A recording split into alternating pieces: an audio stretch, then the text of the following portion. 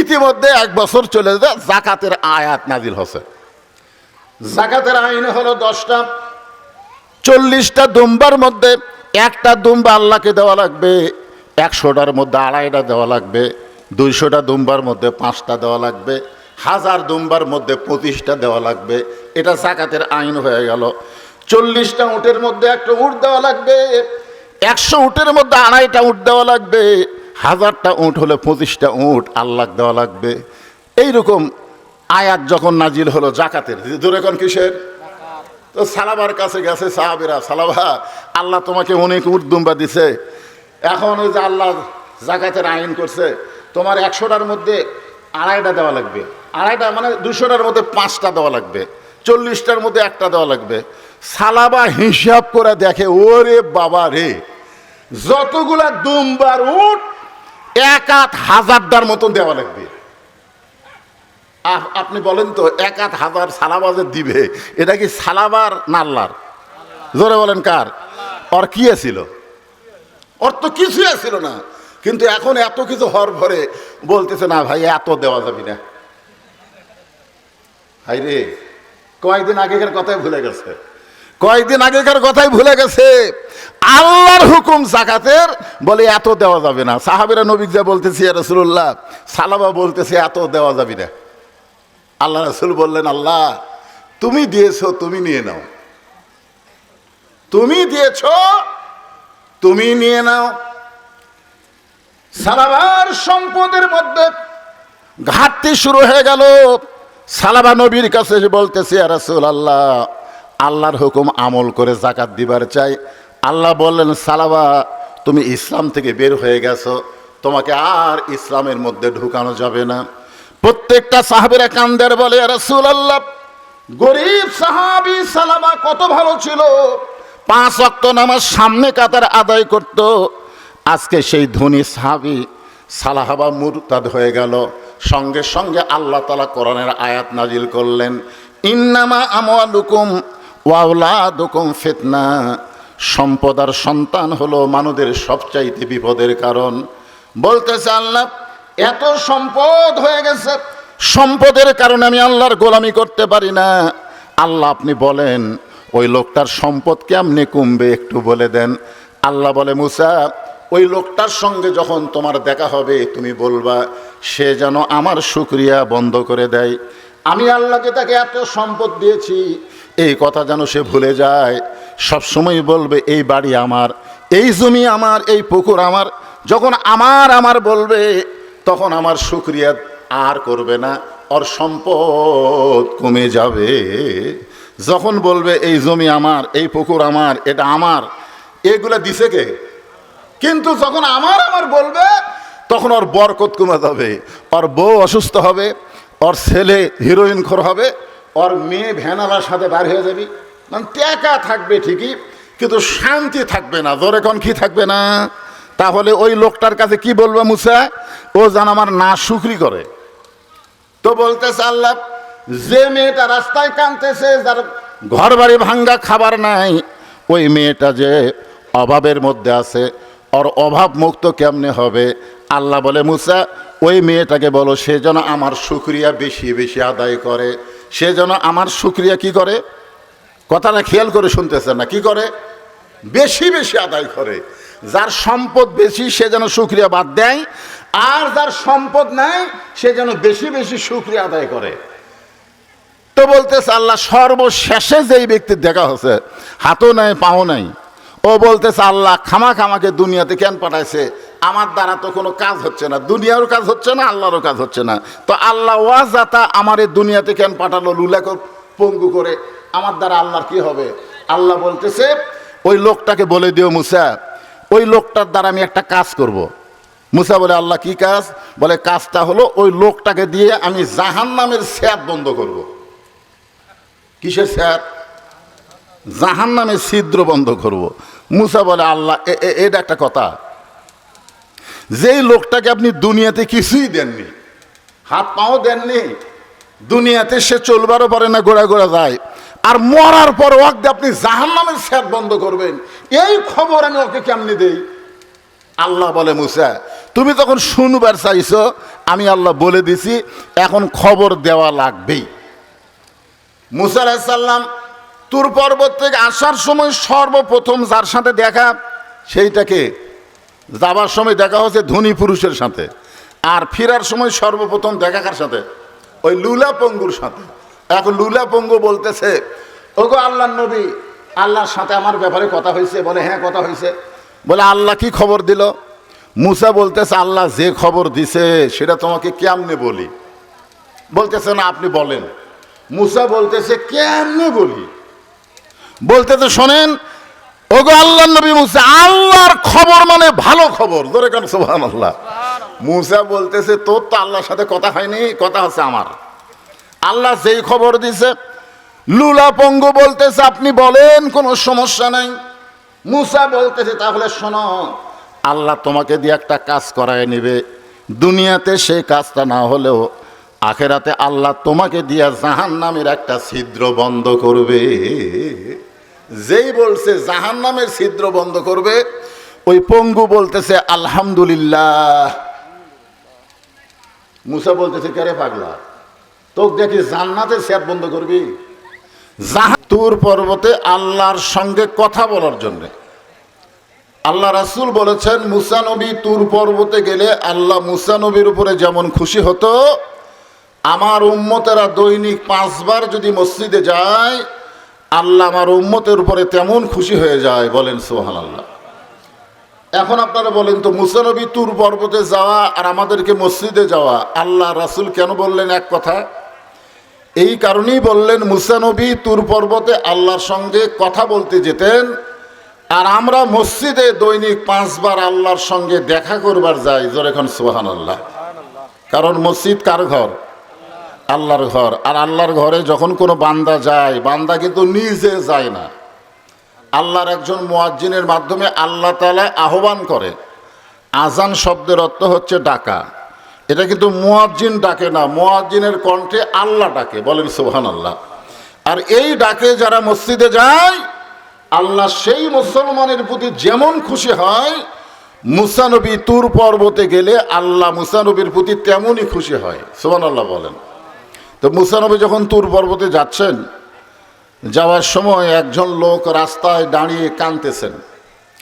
তো আল্লাহ নবী মুসা বললেন, ভাই আপনি বাড়ি বাদ দিয়ে রাস্তায় দাঁড়িয়ে কাঁদতেছেন কেন? লোকটা বলতেছে, ওগো আল্লাহর নবী, আপনি যখন তুর পর্বতে যাচ্ছেন আমার একটা কথা আল্লাহকে বলবেন। তো বলতেছে আপনার কি কথা? বলে আল্লাহ আমাকে এত সম্পদ দান করেছে, যে সম্পদের মোহে পড়ে আল্লাহ যে আছে আমি মাঝে মধ্যে ভুলে যাই। আল্লাহ কোরআনে বলেছে, ইন্নামা আমওয়ালুকুম ওয়া আওলাদুকুম ফিতনা, নিশ্চয় সম্পদ এবং সন্তান হলো তোমাদের বিপদের কারণ।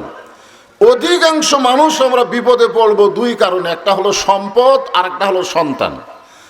আপনারা হয়তো বলবেন কেমন, এই 2টা তো ভালো, সম্পদও ভালো সন্তানও ভালো, কিন্তু এই ভালোর মধ্যেই খারাপ আছে। অনেক মানুষ সন্তানের মহব্বতে, সন্তানের ভালোবাসায় ন্যায় অন্যায় ভুলে যায়। যায় কি যায় না? আজকে আমাদের বাংলাদেশে যারা খালি ধনীর পর ধনী হচ্ছে, এগুলা কি নিজের জন্য করতেছে? খোঁজ না দেখেন, সন্তান সন্ততির জন্য করতেছে। আর একটা হলো সম্পদ। আল্লাহ কোরআনে বলেছে, ইন্নামা আমওয়ালুকুম আওলাদুকুম ফিতনা, সম্পদ আর সন্তান তোমাদের বিপদের কারণ। এই বেশি সম্পদ যখন হয়ে যায়, তখন মানুষ কিন্তু দুনিয়াদারি হয়ে যায়, আল্লাহকে ভুলে যায়। এই জন্য লোকটা বলতেছে, ওগো আল্লাহর নবী মুসা, আপনি যখন আল্লাহর কাছে যাবেন আমার কথা একটু আল্লাহকে বলবেন, আল্লাহ যেন আমার সম্পদ কমায়া দেয়। আল্লাহ যেন আমার সম্পদ কি করে দেয়? কমায়া দেয়। আপনারা যারা এখানে বসে আছেন, সম্পদ বেশি হওয়া ভালো না কম হওয়া ভালো? কোনটা মনে করতেছেন? না বুঝবার পারতেছেন না? সম্পদ, টাকা পয়সা এগুলা বেশি হওয়া ভালো না কম হওয়া ভালো? অন্তর থেকে বলতেছেন না।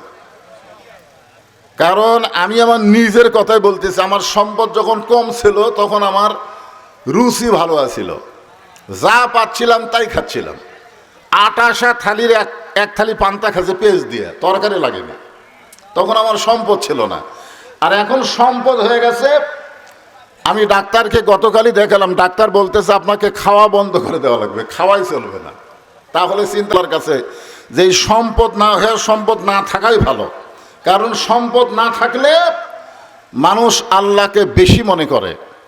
এই কারণেই লোকটা মুসা নবীকে বলতেছে, আপনি যখন আল্লাহর সাথে দেখা করবেন, তুর পর্বতে কথা বলবেন, আপনি একটু বলবেন আল্লাহ যেন আমার সম্পদ কমায়া দেয়। মুসা বলতেছে ঠিক আছে, আমি আল্লাহর কাছে গিয়া তোমার কথা বলবো। মুসা নবী কিছু দূর যাওয়ার পরে দেখে একটা মেয়ে মানুষ রাস্তায় দাঁড়িয়ে দাঁড়িয়ে চিৎকার করে করে কাঁদতেছে। একটা মেয়ে মানুষ, আগে দেখছে কি মানুষ? পুরুষ মানুষ। প্রথম দেখলো কি মানুষ? পুরুষ মানুষ। এবার দেখতেছে মেয়ে মানুষ। তো মুসা আলাইহিস সালাম বলতেছেন, মা, মেয়ে মানুষ তো রাস্তায় কান্না ঠিক না, মেয়ে মানুষের জন্য পর্দা আছে, মেয়ে মানুষের জন্য ঘর আছে। আল্লাহ কোরআনে বলেছেন, অকরনা ফি বুয়ুতিকুন্না ওয়ালা তাবাররাজনা তাবাররুজাল জাহিলিয়াতিল উলা। মেয়েদের জন্য আল্লাহ তাআলা কোরআনে তাআলা আইন করেছেন যে মেয়েরা ঘরের মধ্যে থাকবে, ঘরের বাহির মেয়েরা হবে না। যদি বের হয় তাহলে ঘরের পরিবেশ নিয়ে, পর্দা নিয়ে বের হতে হবে। এই জাহেলি যুগের মেয়েদের মতন সাজুগুজু করে বের হওয়ার কোনো পারমিশন মুমিনা নারীর জন্য নাই। সব নারী না, এখানে আল্লাহ উল্লেখ করছে মুমিনা নারী, যারা আল্লাহকে বিশ্বাস করে সেই সমস্ত নারীরা রাস্তায় কান্নাকাটি, চিৎকার, হইচই, হুড়াহুড়ি করতে পারবে না। এ হুকুম কার? কথা বলেন, এ হুকুম কার? আল্লাহ। এখন যদি কোনো মেয়ে মানুষ রাস্তায় চিল্লাচিল্লি করে, হইচই করে, হুড়াহুড়ি করে, আপনারা বলেন তো আল্লাহ কি সরাসরি ওই মেয়েকেই ধরবে? আপনাদের কি ধারণা? একটা মেয়ে মানুষ বেপর্দা, একটা মেয়ে মানুষ ঝগড়া করে, তাহলে আল্লাহ কি ওই মেয়েকে ধরবে? না, আল্লাহ রাসূল বলেছেন, আর দায়ুসুল আয়াদখুলুল জান্নাহ, দায়ুস কোনোদিন জান্নাতে যাবে না। সাহাবীরা প্রশ্ন করলো, ইয়া রাসূলুল্লাহ, দায়ুস কোন নারী? আল্লাহ রাসূল বললেন, দায়ুস কোনো নারী না, দায়ুস হলো ওই সকল পুরুষ যাদের অধীনে নারীরা পর্দা করে না। তাহলে যার বউ ঝগড়া করে, যার বউ বেপর্দা হয়ে ঘরে, আপনারা বলেন তো আল্লাহ বউকে ধরবে না স্বামীকে ধরবে? কথা বলেন, স্বামীকে ধরবে। এই জন্যে আমাদের অধীনে যেগুলো নারী আছে, এগুলো আমাদেরই উচিত হলো তাদেরকে সাইজ মতো পর্দার ভিতরে রাখা। মুসা বললেন, মা, আপনি রাস্তায় দাঁড়িয়ে কি জন্য কাঁদতেছেন? বলে, আমার কান্নার কারণ হলো আমার এত অভাব, আমার এত অভাব যে আমার বাড়ি ঘর ভাঙ্গা, খাবার চাওয়ার নাই, মানে খাওয়া দাওয়াও নাই, বাড়ি ঘরও ভাঙ্গা চূড়া। আপনি যখন আল্লাহর কাছে যাচ্ছেন, আপনি একটা আল্লাহকে বলবেন এত অভাব কিভাবে দূর হবে, মানে আমার অভাবটা দূর হবে কিভাবে, এইটা একটু আল্লাহর কাছে শুনবেন। প্রথমজন কি বলছে? যে আল্লাহ যেন আমার সম্পদ কি করে দেয়, কমায় দেয়। দ্বিতীয় মেয়ে মানুষ কি বলতেছে? আল্লাহ যেন আমার অভাবকে দূর করে দেয়, এত কষ্ট থাকা যাবে না। মুসা নবী বললেন, ঠিক আছে মা, আমি আল্লাহর কাছে গেলে তোমার কথা বলবো। মুসা নবী একেবারে তুর পর্বতের নিকটে পৌঁছে গেলেন। এমন সময় একজন লুলা পঙ্গু, লুলা পঙ্গু মানে হাতও নাই, পাও নাই, কি নাই, খালি পঙ্গু হলে এক কথা ভিন্ন, লুলে আবার পঙ্গু মানে দুই হাতও কাজ করে না, দুই পাও কাজ করে না। লোকটা গড়ায় গড়ায় গড়ায় গড়ায় হাঁটে, গড়ায় গড়ায় চলে। তো মুসা নবীর কাছে গড়ায় গড়ায় সে বলতেছে, ও আল্লাহ নবী মুসা, আপনি তো আল্লাহর সঙ্গে কথা বলবেন, তা আমার কথা একটু আল্লাহকে বলবেন তো, যে এই দুনিয়াতে আমার দ্বারা কোনো কাজই হলো না, মানে আমি কোনো কাজই করতে পারি না, কারণ হাতও লুলা, পাও লুলা। তো আল্লাহকে আমাকে খামাখা দুনিয়াতে পাঠাইছে, আমার দ্বারা কি আল্লাহর কোনো কাজ হবে না? আমার দ্বারা তো দুনিয়ারও কাজ হয় না, আল্লাহরও কাজ হয় না। তো আল্লাহকে একটু বলবেন তো, আল্লাহকে আমাকে খামাখা ওয়াজাতা সৃষ্টি করছে? মুসা নবী বলতেছে, অবশ্যই তোমার কথা আমি আল্লাহকে বলবো। তিনজনকে মুসা নবী ওয়াদা দিয়ে আল্লাহর কাছে গেলেন। তুর পর্বতে আল্লাহর সঙ্গে কথা বলা শুরু করলেন। আল্লাহর সঙ্গে কথা বলতে বলতে এক সময় মুসা নবী আল্লাহর প্রেমের সাগরে হাবুডুবু খেলেন। আল্লাহর সাথে কথা বলা মানে কি? এই যে কোরআন শরীফ দেখতেছেন, এই কোরআন শরীফ কার কথা? জোরে বলেন, কার কথা? এই কোরআন শরীফ যখন কেউ তেলাওয়াত করে, যতক্ষণ পর্যন্ত কোরআন তেলাওয়াত করে বিশ্বাস করেন, ততক্ষণ পর্যন্ত তারা দুনিয়া ভুলে যায়। যদি আপনাদের বিশ্বাস না হয় তাহলে আমার মাদ্রাসায় মাঝে মধ্যে সকালবেলায় যাবেন, যাই দেখবেন এই বাচ্চারা এরকম ঝুঁকে ঝুঁকে ঝুঁকে ঝুঁকে কোরআন শরীফ পড়তেছে। এমনভাবে কোরআন পড়তেছে যে দুনিয়ার কোনো দিকে তার খেয়াল নাই। আর দুনিয়ার কোনো দিকে যদি খেয়াল করে তাহলে সে ব্যক্তি 30 পারা কোরআন হেফজ করতে পারবে না। এই 30 পারা কোরআন হেফজ করতে গেলে কোরআন শুধু পড়লে হবে না, কোরআন পড়তে পড়তে আল্লাহর মহব্বতে নিজের অস্তিত্বকে বিলীন করে দেওয়া লাগবে। বলেন সুবহানাল্লাহ। মুসা নবী আল্লাহর সঙ্গে তুর পর্বতে কথা বলতে বলতে আল্লাহর মহব্বতের ইসকে বিলীন করে দিয়েছে। এক সময় মুসা নবীর কথা শেষ। মুসা নবী যখন আল্লাহর সঙ্গে কথা বলা শেষ করলেন, মুসা বলতেছে, আল্লাহ তাহলে আমি এখন যাই। আল্লাহ বলে, মুসা তোমার কি আর বলার কিছুই নাই? মুসা বলতেছে, আল্লাহ যা বলার ছিল তা তো বলেই ফেলেছে, আবার কি আছে? আল্লাহ বলতেছে, মুসা রাস্তার মধ্যে যে 3 জন তোমাকে ধরলো, এই 3 জনের কথা কি তোমার মনে নাই? মুসা বলতেছে, আল্লাহ আপনার সাথে কথা বলতে বলতে ওদের কথা আমি ভুলেই গেছি। আল্লাহ বলতেছেন, এটাই নিয়ম, এটাই নিয়ম। সবাই সবাইকে ভুলে যাবে, কিন্তু একজনই ভুলবে না, তিনি হচ্ছেন আমাদের আল্লাহ। জোরে করে সুবহানাল্লাহ। আজকে দুনিয়াতে দেখেন আমাদের কত মহব্বতের মানুষ আছে, কত মহব্বত আমাদের করে। আপনারা বলেন তো, দুনিয়াতে সবচাইতে বেশি মহব্বতের মানুষকে? এটা তো বলা মাত্র উত্তর দেওয়া দরকার ছিল। এই দুনিয়াতে সবচাইতে বেশি মহব্বতের মানুষের নাম হলো মা। জোরে বলেন, নাম কি? ওই যে গানের মধ্যে কি কয়, বাবা আনন্দে মাতিয়া সাগরে ভাসাইয়া সেই যে চইলা যায় খবর লয় না, মাজন ধরিয়াই উদরে কত কষ্ট করে, 10 মাস পরে পায় প্রসবের বেদনা, এমন দরদি ভাবে কেউ হবে না আমার মা গো। এমন দরদি কি? গানের মধ্যে কি বলতেছে? এমন দরদি আখেরাতে না ভবে? কি শুনলেন? এই গানের মধ্যেও শিক্ষা আছে তো। এমন দরদি ভবে, ভবে মানে দুনিয়া, ভব মানে কি? দুনিয়া। এটা বাংলাটা শিখে নেন। ভব মানে দুনিয়া। এমন দরদি ভবে কেউ হবে না, মানে আমাদের মায়ের চাইতে দরদি দুনিয়াতে কেউ হবে না। কিন্তু গায়ক তো বলে নাই যে এমন দরদি আখেরাতে কেউ হবে না, এ কথা বলে নাই। কারণ আখেরাতে মায়ের কোনো দয়া নাই, বাপের কোনো দয়া নাই, সন্তানের কোনোই দয়া নেই। এটা আল্লাহ কোরআনে বলেছেন, ইয়া আইয়ুহান নাসু তাকু রাব্বাকুম ওয়াখশাউ ইয়াওমান লা ইয়াজি ওয়ালিদুন আন ওয়ালাদিহি ওয়ালা মাউলুদুন হুয়া জাযিন আন ওয়ালিদিহি শাইয়া। মানুষ, তোমরা সেই দিনকে ভয় করো যেদিন পিতা পুত্রকে চিনবে না, মা তার সন্তানকে চিনবে না, ভাই তার ভাইকে চিনবে না, কেউ কাউকে চিনবে না। সেই দিন শুধু একজনই আমাদের আপন হবে, তিনি হচ্ছেন আমাদের আল্লাহ। জোরে কান সুবহানাল্লাহ। এই সুবহানাল্লাহ বলতে পয়সা লাগে? একবার সুবহানাল্লাহ বলবেন এই লোকনাথ পাড়ার মাহফিলে, আর আপনাদের নামে আল্লাহ গাছ লাগাই দেবে জান্নাতের বাগানে। আমরা জান্নাত পাচ্ছি কি কোন? আমরা কি জান্নাত পাচ্ছি? পাইনি তো, কিন্তু আমাদের গাছ লাগলো কোথায়? জান্নাতে। তার মানে বোঝা গেল, দুনিয়া থেকে কেউ যদি সুবহানাল্লাহ বলার মাধ্যমে জান্নাতে গাছ লাগাবার পারে, ওই ব্যক্তি যত বড়ই পাপী হোক না কেন, মরার পরে আল্লাহ তাকে জান্নাত দিবেই দিবে। বলেন সুবহানাল্লাহ। কারণ রাসূল বলেছেন, তোমরা যত বড়ই পাপী হও, তোমাদের জবান থেকে 3টা তাসবিহ অনায়াসে যদি উচ্চারণ হয়, মানে বক্তা বলার ঝাঁকিতে না, বক্তা বলতেছে বলেন সুবহানাল্লাহ, বলেন আলহামদুলিল্লাহ, বলেন আল্লাহু আকবার, বক্তার ঝাঁকিতে না, আপন ইচ্ছায় নিজের মন থেকে যখন 3টা তাসবিহ উচ্চারণ হয়, সুবহানাল্লাহ, আলহামদুলিল্লাহ, আল্লাহু আকবার, রাসূল বলেছেন তোমরা যত বড়ই পাপী হও না কেন, মরার সময় তোমরা ঈমান নিয়ে মরতে পারবে। এখন চিন্তা করেন, এই 3টা তাসবিহ কি বক্তার ঝাঁকিতে করবেন? হ্যাঁ, বক্তা বলেন সুবহানাল্লাহ না, নিজের আপন ইচ্ছায় বলতে হবে। তাহলে আলহামদুলিল্লাহ শব্দ উচ্চারণ করলে আসমান এবং জমিনের ফাঁকা জায়গার আল্লাহ নেকি দিয়ে পরিপূর্ণ করে দেয়। আর সুবহানাল্লাহ যখন কোনো বান্দা উচ্চারণ করে, বান্দা থাকে দুনিয়ায় আল্লাহ গাছ লাগায় দেয় জান্নাতের বাগানে।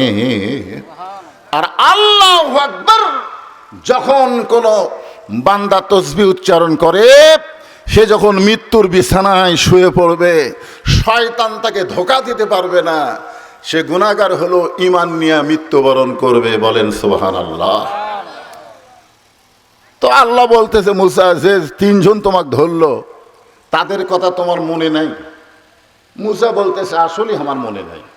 আল্লাহ বলতেছে, দেখো, যাক ধরা লাগবে তাক ধরা বাদ দিয়া অন্য একজনকে ধরে।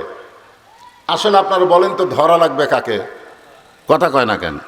আমি যে আয়াতে কারিমা তেলাওয়াত করছি, এখানে আল্লাহ বলতেছেন, ইয়া আইয়ুহাল্লাযীনা আমানুস্তাঈনু বিস-সাবরি ওয়াস-সালাহ, যারা আমাকে বিশ্বাস স্থাপন করেছো, আমি আল্লাহর কাছে যদি তোমরা সাহায্য চাও, কিছু পাবার চাও, তাহলে ধৈর্য আর নামাজের মাধ্যমে চাও। নামাজ এবং ধৈর্যের মাধ্যমে আমাদের আল্লাহর কাছে চাওয়া লাগবে। কার কাছে চাওয়া লাগবে? আর আমরা নামাজও নাই, ধৈর্যও নাই। জমির আলোচ্যা বলতেছি, এবার ধানের অবস্থা ভালো না। যেভাবে ধান হচ্ছে, এই আমাদের খরচই উঠবে না। অনেকে আবার আফসোস করে কয়, কি খাবো রে, আলুর দাম নাই, ধানের দাম নাই, কি খাই? এরকম নানা রকম চিন্তা আমরা করতেছি। অথচ আল্লাহ কোরআনে বলেছেন, জমা মিন দাব্বাতিন ফিল আরদি ইল্লা আলাল্লাহি রিজকুহা, রিজিক নিয়ে, খাওয়া নিয়ে, এগুলো নিয়ে তোমার চিন্তার দরকার নাই। তো তুমি শুধু আমার গোলামি করো, আমি আল্লাহ আসমান থেকে জমিন থেকে অবারিত রহমতের রিজিক তোমাকে দিয়ে দিব। জোরে বলেন সুবহানাল্লাহ। আপনি রিজিকের পিছনে দৌড়াবেন না, আপনি আল্লাহকে ধরবেন, রিজিক আপনার পিছনে দৌড়াবে। আপনারা বিশ্বাস করতে পারতেছেন না, আমার বাবা মা দুই ধনী দুনিয়া থেকে চলে গেছে। তারা সব সময় আমাকে নিয়ে চিন্তা করতো, এই কি করে খাবি রে, এই কি করে খাবি। আমি কিন্তু রিজিকের পিছনে, চাকরির পিছনে, কোনো কিছুর পিছনে আমি দৌড়াইনি। আমি যার পিছনে দৌড়াইছি সেটা আমার আল্লাহ জানে। এর কারণে আল্লাহ বলে, রিজিক তোর পিছনে দৌড়াবে। বাংলাদেশের সমস্ত বক্তা যখন বউলিয়া শুয়ে থাকে, তখন তো আমি ওয়াজ শুরু করি। সব বক্তার ওয়াজ যখন শেষ হয়ে যায়, তারপরেও আমার ওয়াজ চলতেই থাকে। মানে আপনারা বেশি দূর না তো, খালি আমার এই মাদ্রাসার গেটত যা দেখবেন যে রিজিক কিভাবে মানুষের কাছে আল্লাহ পাঠায় দেয়। আমি রিজিকের ভয়ে লুকে থাকি, বাড়াই না, লুকে থাকি। এই রিজিকের ভয়, মানুষ আমাকে জোর করে টেকা দিবি, কিন্তু আমি নেব না। এই যে আল্লাহ কোরআনে বলতেছেন, আল্লাহর কথা যে কত বড় সত্য, এটা আমার জীবনে বাস্তব প্রমাণ। রিজিকের পিছনে আপনাকে দৌড়াতে হবে না, রিজিক আপনার পিছনে দৌড়াবে। কথা বলেন ঠিক কিনা? আপনি নিবেন না, আপনি দরকার নাই, কোনো দরকার নাই। এই জন্যে ওই তিনজন ধরা লাগতো কাকে? কিন্তু ওরা ধরছে মুসাকে। ধরা লাগবে কাক? আল্লাহকে ধরা লাগবে, কিন্তু ধরছে মুসাকে। আর মুসা গেছে ভুলে, মুসা নবীর আর মনেই নাই। তা আমরা ধরি কাক? এমপিক ধরি, মন্ত্রীক ধরি, এই নেতাক ধরি, ওয়াক ধরি, উকিল ধরি, ব্যারিস্টার ধরি। এইগুলো যায় ভুলে যায়, ওইগুলার কি মনে থাকে আমাদের কথা? তো এই জন্যে তো আমরা যদি ধরতে চাই, সুন্নাতের মাধ্যমে, মহব্বতের মাধ্যমে, একজন উকিল আমাদের আছে। সে উকিলটাকে ছোটবেলায় গান শুনতাম, তখন বুঝতাম না, কিন্তু এখন বুঝি। আছেন আমার মুখতার, আছেন আমার ব্যারিস্টার, শেষ বিচারের হাইকোর্টেতে তিনি আমায় করবেন পার। আমি পাপী, তিনি জামিনদার। এই তিনি হচ্ছেন আমাদের নবী। ধরতে হবে কি দিয়া? নবীকে কি দিয়া ধরবেন? নবীকে ধরতে হবে নবীর সুন্নাত, নবীর আদর্শ এবং নবীর মহব্বত। বলেন সুবহানাল্লাহ। এই তিনটা যদি আপনার মধ্যে থাকে, নবীর সুন্নাত, নবীর আদর্শ, নবীর মহব্বত, আর বেশি বেশি যদি নবীর প্রতি দরুদের আমল করতে পারেন, হাসরের ময়দান আল্লাহ যখন হাকিম হয়ে আমাদেরকে আসামি বানায় বিচার শুরু করবেন, ওই সময় আমাদের নবী উকিল হয়ে, ব্যারিস্টার হয়ে, যে হাসরে কেউ কাউকে চিনবে না, সেদিন নবী সুপারিশ করে আমাদেরকে জান্নাতে পৌঁছায়া দিবেন। এখন এই যুবক ছেলেরা, তোমরা যদি নবীকে ধরতে চাও, নবীর সুন্নতের আমল তোমাদেরকে করতে হবে। এখন আসেন, মুসা বলতেছে, আল্লাহ আমার যখন মনই নাই, আপনি যখন মনে করে দিলেন, তাহলে প্রথম জন আমাকে বলতেছে আমার সম্পদ এত বেশি হয়েছে, সম্পদ কমবে কেমনে, এটা একটু আপনার কাছে জানবার চাই। মানে সম্পদ এত বেশি হচ্ছে, আল্লাহ সম্পদের ঠেলায় আপনাকে ভুলে গেছে।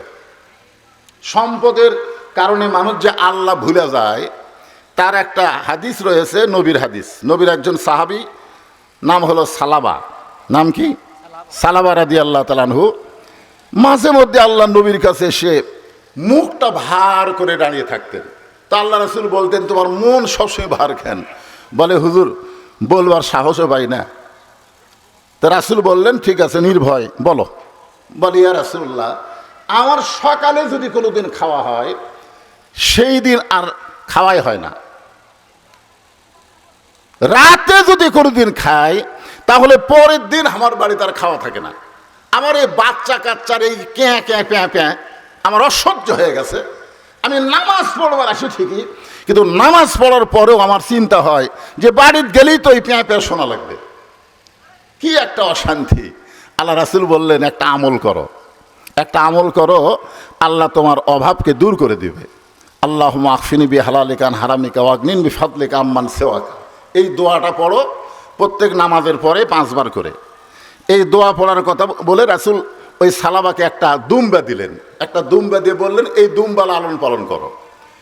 দুম্বার বাচ্চা হয় 3 মাস পরে, কিন্তু নবী যে দুম্বা সালাবাকে দিয়েছে তার বাচ্চা হচ্ছে 15 দিন পরে। কয়দিন পরে? 15 দিন পরে বাচ্চা। ওই বাচ্চার দুম্বার যে বাচ্চা হয়, ওই বাচ্চার আবার বাচ্চা হচ্ছে 1 মাস পরে। এইরকম বাচ্চা হতে হতে 1 বছরে 1000 দুম্বা হয়ে গেছে। 1000 দুম্বা। ওই দোয়াও পড়ে নামাজের পরে, আবার দুম্বাও বাড়ে। তো এখন এরকম হতে হতে হতে হতে এমন অবস্থা হয়ে গেছে, তখন সালাবা প্রতিদিন নামাজ পড়তো সামনে কাতারে। জোরে কোন কাতারে? কিন্তু সম্পদ বেশি হওয়ার ঠেলায় নামাজ পড়ে দ্বিতীয় কাতারে।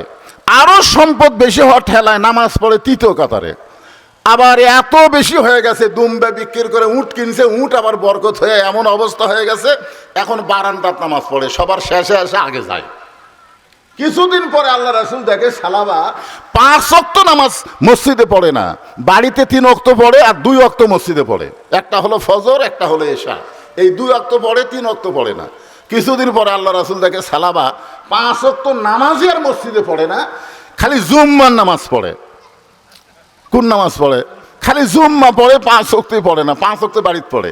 মানে সম্পদের ঠেলা, সম্পদের হিসাব, এই এলাকার উঁটগুলা সব আলোকে না, এলাকার দুম্বাগুলার খবর কি, এগুলো হিসাব নিতে নিতে আল্লাহু আকবার করে ওই পটি মেরে দেয়। ইতিমধ্যে 1 বছর চলে যায়, জাকাতের আয়াত নাজিল হচ্ছে। জাকাতের আইন হলো 10টা। 40টা দুম্বার মধ্যে একটা দুম্বা আল্লাহকে দেওয়া লাগবে, 100টার মধ্যে 2.5টা দেওয়া লাগবে, 200টা দুম্বার মধ্যে 5টা দেওয়া লাগবে, 1000 দুম্বার মধ্যে 25টা দেওয়া লাগবে। এটা জাকাতের আইন হয়ে গেল। 40টা উটের মধ্যে একটা উট দেওয়া লাগবে, 100 উটের মধ্যে 2.5টা উট দেওয়া লাগবে, 1000টা উট হলে 25টা উট আল্লাহকে দেওয়া লাগবে। এইরকম আয়াত যখন নাজিল হলো জাকাতের, ধরে কোন কিসের? তো সালাবার কাছে গেছে সাহাবীরা, সালাবা আল্লাহ তোমাকে অনেক উট দুম্বা দিছে, এখন ওই যে আল্লাহ জাকাতের আইন করছে, তোমার 100টার মধ্যে 2.5টা দেওয়া লাগবে, 2.5টা মানে 200টার মধ্যে 5টা দেওয়া লাগবে, 40টার মধ্যে 1টা দেওয়া লাগবে। সালাবা হিসাব করে দেখে, ওরে বাবা রে, যতগুলা দুম্বার উট 1,000টার মতন দেওয়া লাগবে। আপনি বলেন তো, 1,000 সালাবাজের দিবে, এটা কি সালাবার না আল্লাহর? জোরে বলেন কার? ওর কি ছিল? ওর তো কিছুই ছিল না। কিন্তু এখন এত কিছু হওয়ার পরে বলতেছে, না ভাই এত দেওয়া যাবে না। হাই রে, কয়েকদিন আগেকার কথাই ভুলে গেছে, কয়েকদিন আগেকার কথাই ভুলে গেছে। আল্লাহর হুকুম জাকাতের, বলে এত দেওয়া যাবে না। সাহাবীরা নবীকে যা বলতেছে, ইয়া রাসূলুল্লাহ, সালাবা বলতেছে এত দেওয়া যাবে না। আল্লাহ রাসূল বললেন, আল্লাহ তুমি দিয়েছো, তুমি নিয়ে নাও, তুমি দিয়েছো, তুমি নিয়ে নাও। সালাবার সম্পদের মধ্যে ঘাটতি শুরু হয়ে গেল। সালাবা নবীর কাছে বলতেছে, ইয়া রাসূলুল্লাহ, আল্লাহর হুকুম আমল করে জাকাত দিবার চাই। আল্লাহ বললেন, সালাবা তুমি ইসলাম থেকে বের হয়ে গেছো, তোমাকে আর ইসলামের মধ্যে ঢুকানো যাবে না। প্রত্যেকটা সাহাবীরা কান্দের বলে, ইয়া রাসূলুল্লাহ, গরিব সাহাবী সালাবা কত ভালো ছিল, 5 ওয়াক্ত নামাজ সামনে কাতার আদায় করত। আজকে সেই ধনী সাহাবী সালাহাবা মুরতাদ হয়ে গেল। সঙ্গে সঙ্গে আল্লাহ তাআলা কোরআনের আয়াত নাজিল করলেন, ইন্নামা আমওয়ালুকুম ওয়া আওলাদুকুম ফিতনা। সম্পদ আর সন্তান হলো মানুষের সবচাইতে বিপদের কারণ। বলতেছে আল্লাহ, এত সম্পদ হয়ে গেছে, সম্পদের কারণে আমি আল্লাহর গোলামি করতে পারি না। আল্লাহ আপনি বলেন ওই লোকটার সম্পদ কেমনে কমবে একটু বলে দেন। আল্লাহ বলে, মুসা, ওই লোকটার সঙ্গে যখন তোমার দেখা হবে তুমি বলবা সে যেন আমার শুকরিয়া বন্ধ করে দেয়। আমি আল্লাহকে তাকে এত সম্পদ দিয়েছি, এই কথা যেন সে ভুলে যায়। সবসময় বলবে এই বাড়ি আমার, এই জমি আমার, এই পুকুর আমার। যখন আমার আমার বলবে তখন আমার শুকরিয়া আর করবে না, ওর সম্পদ কমে যাবে। যখন বলবে এই জমি আমার, এই পুকুর আমার, এটা আমার, এগুলা দিছে কে? কিন্তু যখন আমার আমার বলবে তখন ওর বরকত কমে যাবে, ওর বউ অসুস্থ হবে, ওর ছেলে হিরোইন খোর হবে, ওর মেয়ে ভ্যানালার সাথে বার হয়ে যাবি। মানে টাকা থাকবে ঠিকই, কিন্তু শান্তি থাকবে না। জোরে কোন কি থাকবে না? তাহলে ওই লোকটার কাছে কি বলবে মুসা? ও যেন আমার না শুকরি করে। তো বলতেছে আল্লাহ, যে মেয়েটা রাস্তায় কাঁদতেছে, যার ঘর বাড়ি ভাঙ্গা, খাবার নাই, ওই মেয়েটা যে অভাবের মধ্যে আছে, ওর অভাব মুক্ত কেমনে হবে? আল্লাহ বলে, মুসা, ওই মেয়েটাকে বলো সে যেন আমার শুকরিয়া বেশি বেশি আদায় করে। সে যেন আমার শুকরিয়া কি করে? কথাটা খেয়াল করে শুনতেছে না? কি করে? বেশি বেশি আদায় করে।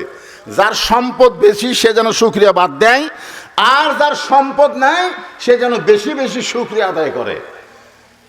তো বলতেছে আল্লাহ, সর্বশেষে যেই ব্যক্তির দেখা হচ্ছে, হাতও নাই পাও নাই, ও বলতেছে আল্লাহ খামাকে দুনিয়াতে কেন পাঠাইছে? আমার দ্বারা তো কোনো কাজ হচ্ছে না, দুনিয়ারও কাজ হচ্ছে না, আল্লাহরও কাজ হচ্ছে না।